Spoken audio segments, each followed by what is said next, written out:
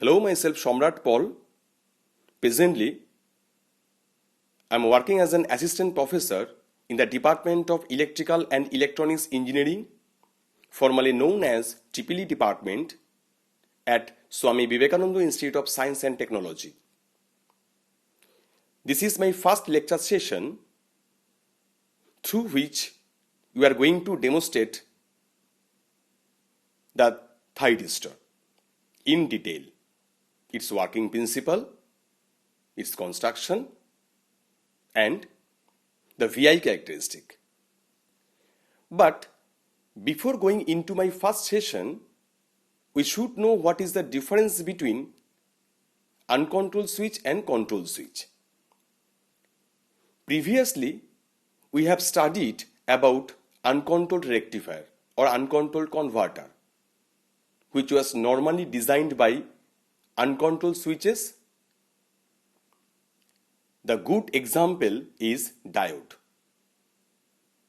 But from this lecture session onward, I am more focused to implement the uncontrolled switches for converter circuits.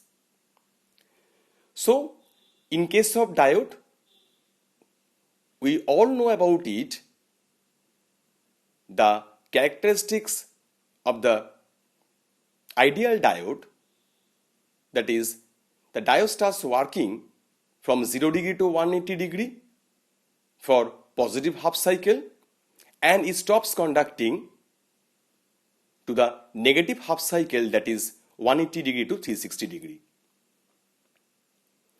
At the same time, we cannot control the conduction angle between 0 degree to 180 degree. Whereas the control switches like thyristors, GTOs, transistors, MOSFETs, IGBTs and so on,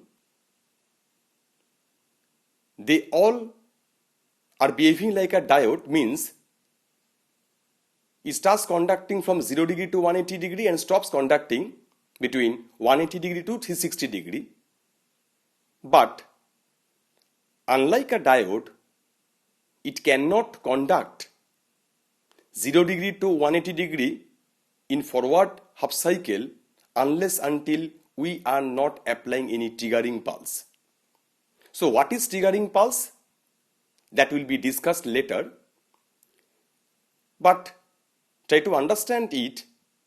In case of the control switches, we can control the overall conduction time between 0 degree to 180 degree, whereas in case of diode, we cannot control it. That is why when the control switches are used to design for converter circuits, the output voltage and the current of the converter can easily be regulated as well as controlled. That is why for drive application, any other application for industry purpose, the controlled converter are very much used apart from uncontrolled converter. Now, we are going to discuss about thyristor. First is construction. Actually, thyristor is a solid state device or semiconductor switch, just like a transistor, as well as the characteristics is similar to thyratron tube. That is why the name stands for thyristor. It has another name also, that is SCR or silicon controlled rectifier. Actually, as a previous discussion, we can say thyristor is a control switch and its operation just like a rectifier, and that to be controlled. And for construction purpose, normally the silicon is used as a dopant. That is why this is well named by SCR or silicon control rectifier. Now construction. Let me draw the diagram first.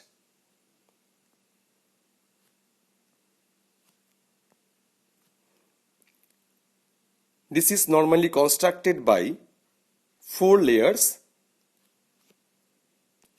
that is P, N, P, N,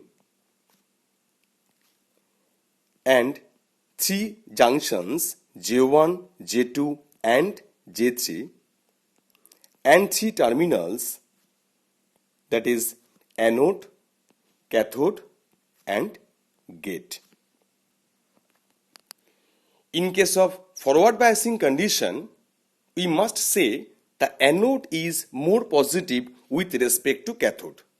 We cannot say anode is positive and cathode is negative. Here the concept is different. We must say anode is more positive with respect to cathode. Then we can say the device is under forward biasing condition. And the symbol of this device, which can be represented by this way. This is anode, this is cathode and this is gate. Okay. To be more detailed, the structure can be drawn in this way.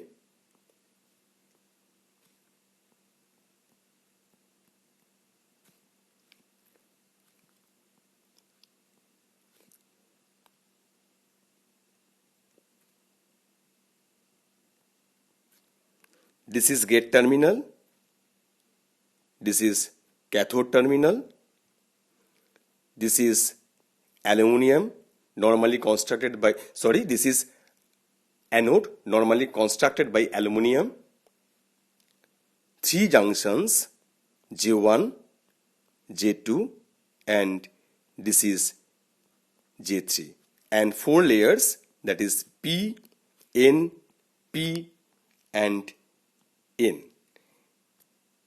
So from this structure we can say the cathode is located near the gate terminal and the cathode is connected to bottommost N region, this one, which must be highly doped with respect to other layers, and the anode will have more space and which is normally constructed by aluminum path. That is why it can provide low impedance. And one more important thing, the total structure can be supported by this mechanism which is called threaded stud.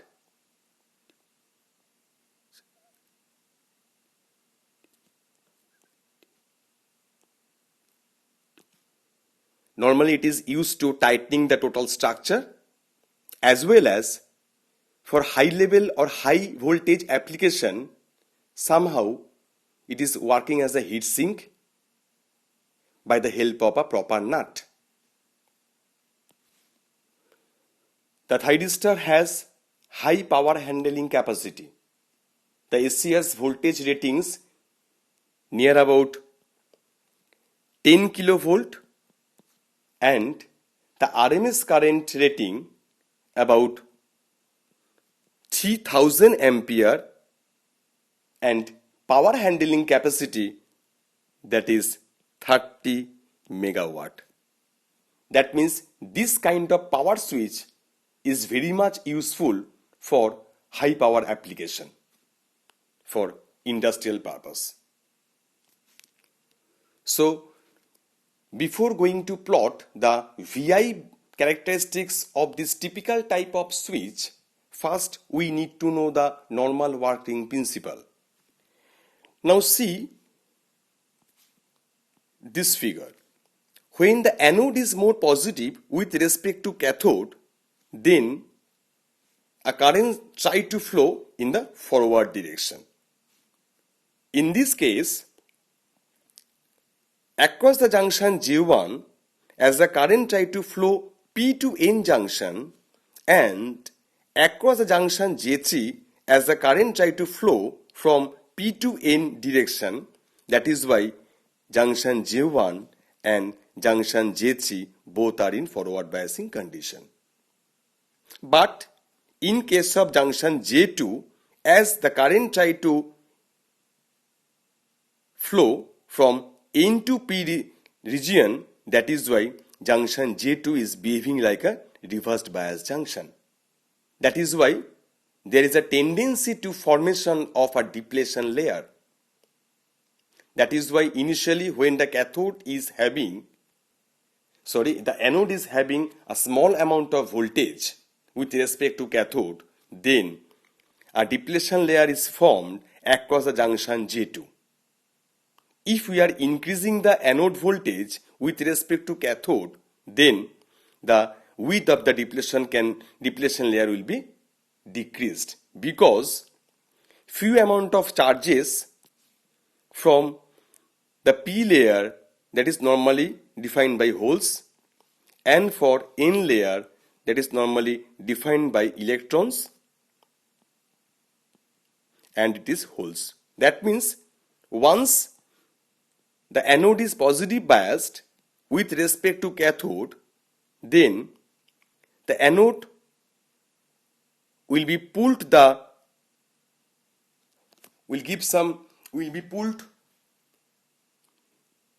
hole will be pulled by the anode terminal, and the electron will be pulled from lower cathode as it is negative biased with respect to anode. That is why easily try to move in this direction and this direction. That is why once we are increasing the anode voltage with respect to cathode, then the width of the depletion layer should be decreases.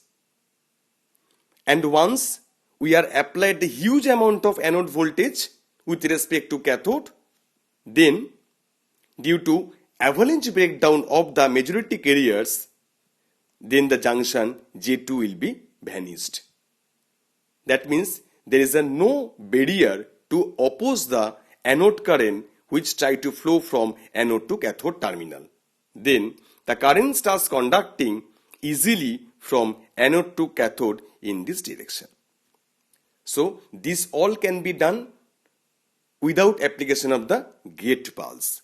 So we can plot this VI characteristics by using a proper circuit. So let me draw the circuit first.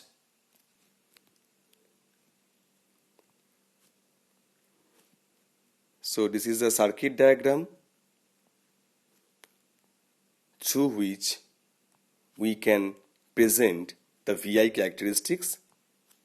This is supply voltage E, which is connected to a variable resistance or rheostat, through which we are giving the supply voltage to the SCR. This part is anode, this part is cathode, this is suppose gate terminal and connected here. And gate is also connected to a switch to a variable resistance and to another source for gate triggering. This is load. Okay. So this is the schematic diagram through which we can plot the VI characteristics of thyristor. Okay. In which this is VA means thyristor voltage across anode to cathode. This is current IA or the SCR current, which can be controlled by using this variable resistance or variac. That means we can change the supply voltage across the SCR gradually when the switch is open for the gate terminal. That means whenever you are going to place the VI characteristics of thyristor, keep it in your mind that all the cases the gate is opened. So first consider two axes,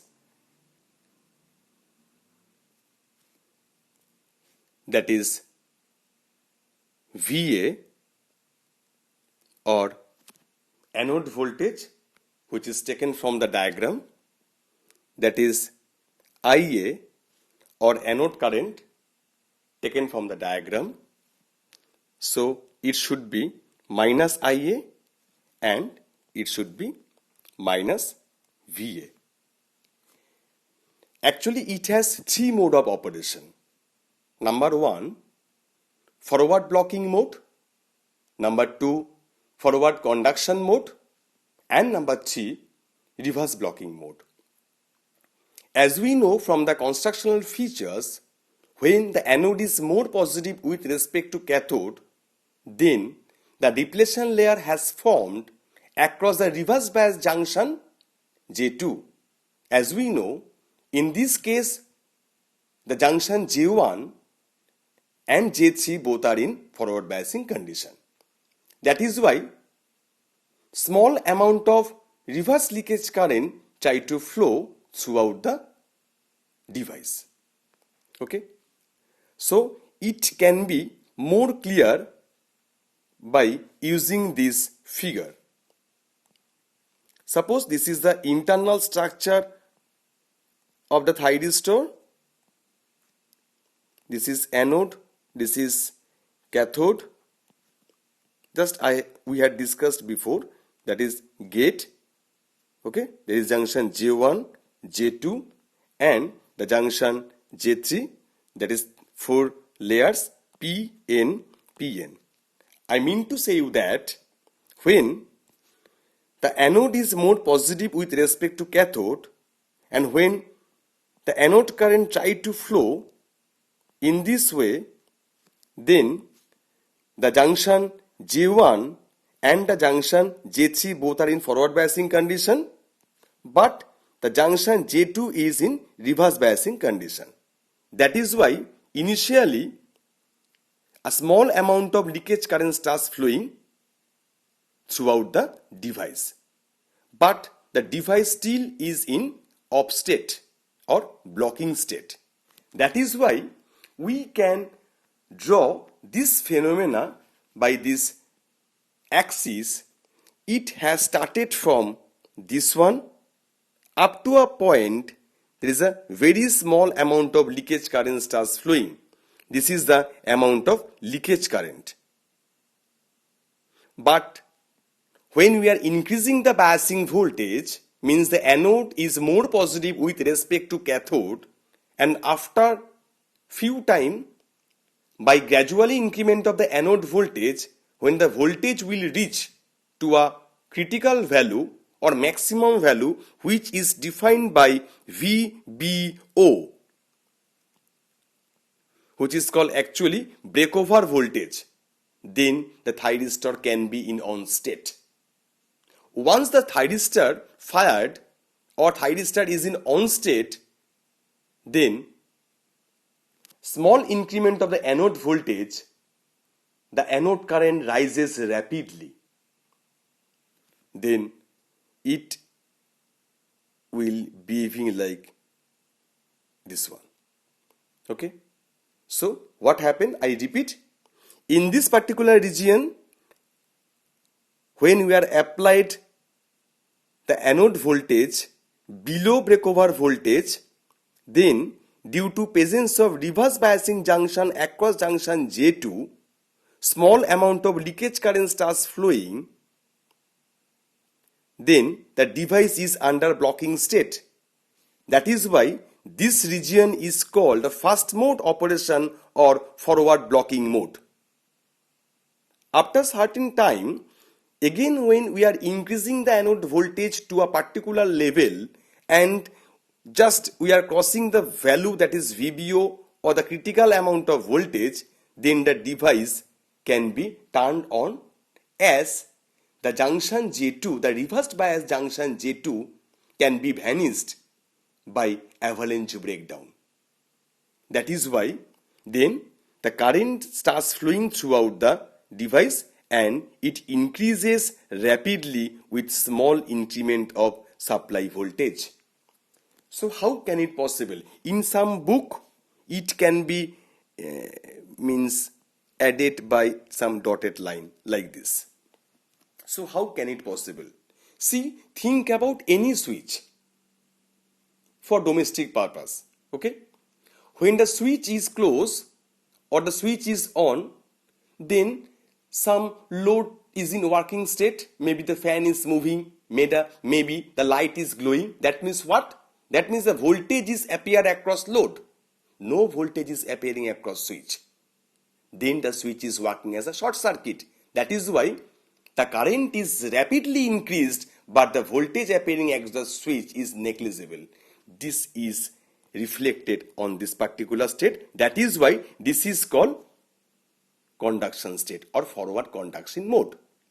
Now think about when the switch is open or the switch is off, then what happened? Then the fan is not moving in your house or the light is not glowing. That means what? Then the total supply voltage is appearing across this particular switch. No voltage is appearing across the load. That is why the load is not working. This can be reflected on this particular region. That means here, as the blocking state is there, that is why the device is not conducting, the total voltage is appeared across the device or across anode to cathode terminal.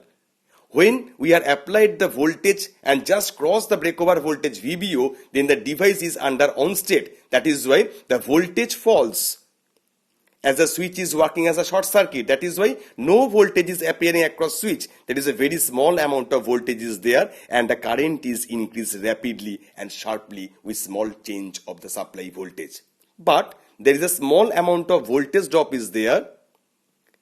That is called actually on state voltage drop or forward voltage drop.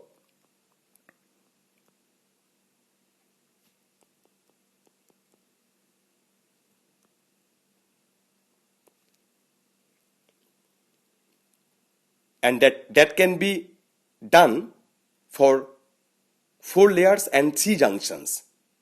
As the PN junction has its resistivity, by considering the 4 layers and 3 junctions, the small amount of voltage drop can be occurred during conduction time. That is why this is called forward voltage drop. And this is a leakage amount of current very small in magnitude that can be occurred in case of the blocking state. As the junction J2 is reverse biasing condition, that is a small amount of leakage current starts flowing when the thyristor was not in on state. Okay, fine. So this is all about for the forward conduction mode. That means this graph is actually defined for forward conduction mode. This is actually forward conduction mode.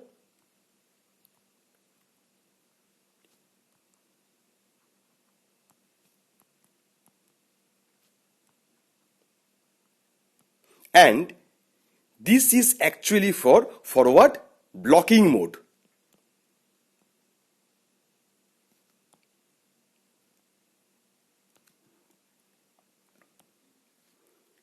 Okay, last is that is reverse blocking mode.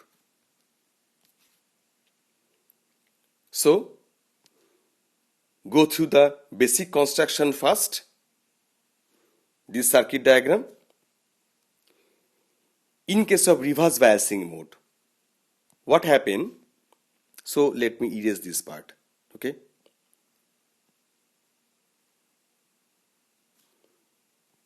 That means it will be junction J1 and that is junction J2, that is P layer. So what happened?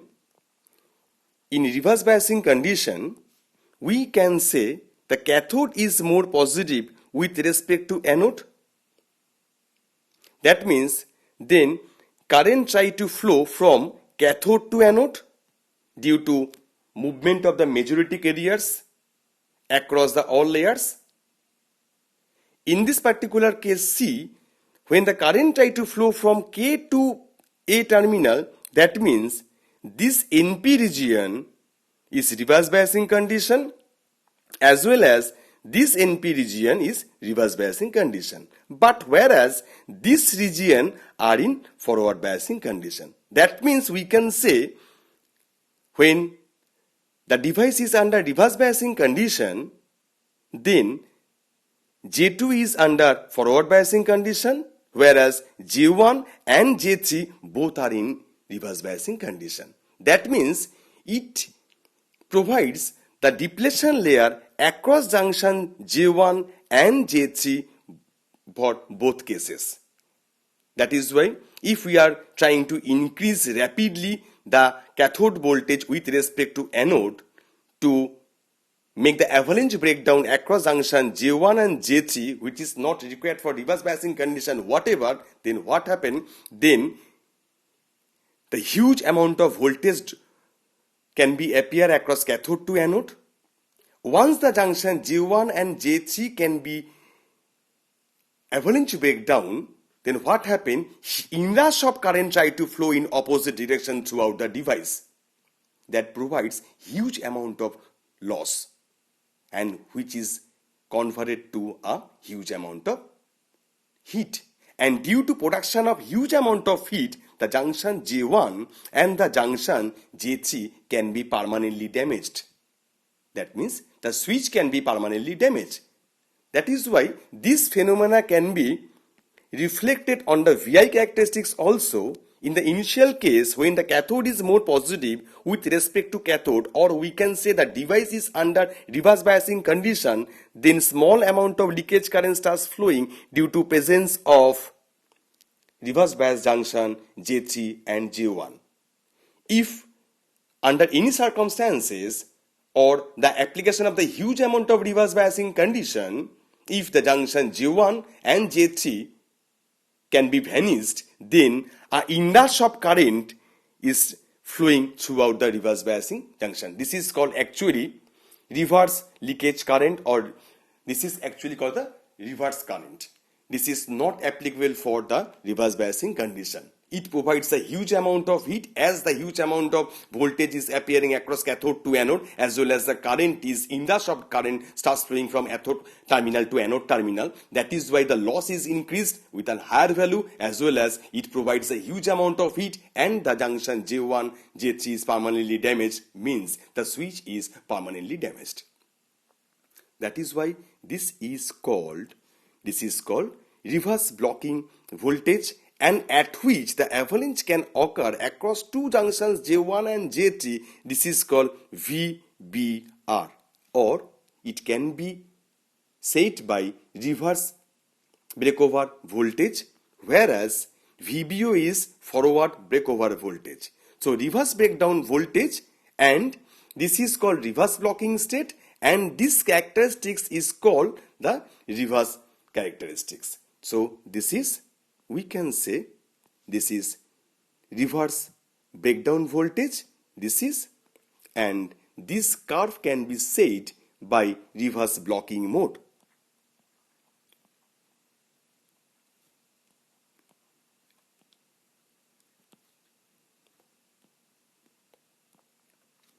That means we can easily identify, in case of VI characteristics, there is a three mode of operations, that is forward conduction mode, this one, forward blocking mode, and reverse blocking mode. Okay, so this is all about for the turn on process. Now think about the turn off process. Thyristor can be turned off by reducing the anode current below holding current. What does it mean?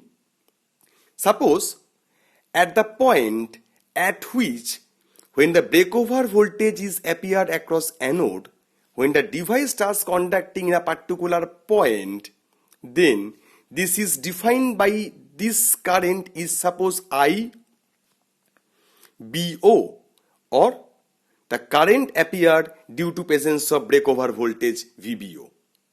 Okay, but what happened?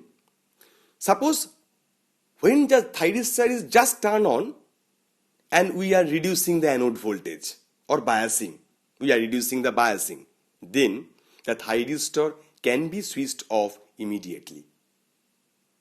Okay, that means we can say the thyristor is not properly in under conduction state.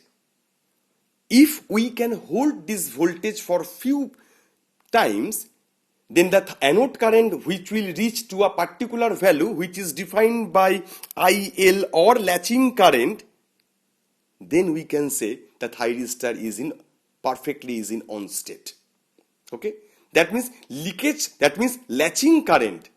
That is why somehow we can say now the device is under latching condition. That means the device is under on state. Okay, that means IBO is not the exact amount of current for conduction. This is not the exact amount of current up to which we cannot say the device is under working state or under conducting state. Once the device will reach automatically the above current of IL, then we can say the device is under on state. Okay, sorry. Similarly, when we are trying to switch off the device and we are reducing the anode current to a value, suppose IL, still the device is in working state or conducting state. Suppose again we are reducing the anode current, suppose up to IBO, then see the device is again in conduction state. It can be off and it can be on also. That is why this is the unpredictable behavior. Suppose again we are trying to reduce the current to a particular value below IBO, this is called actually holding current or defined by IH. If this anode current will reduced up to the value of IH or above or below IH, then we can say the switch is in under off state and we can say the all junctions are recovered. The switch is regained is blocking state.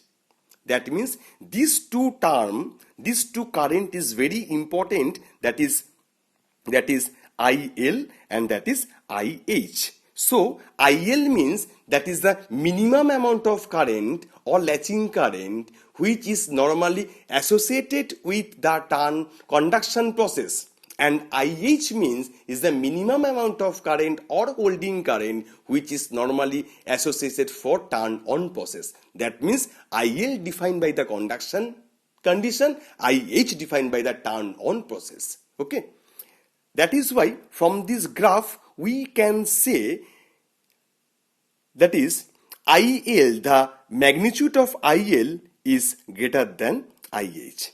So this is an important thing.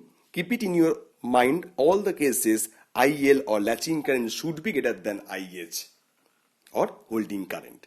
And in numerical value we can say that is IL almost equal to 2 to 3 times of IH. Means its value is almost 2 to 3 times of IH. Okay.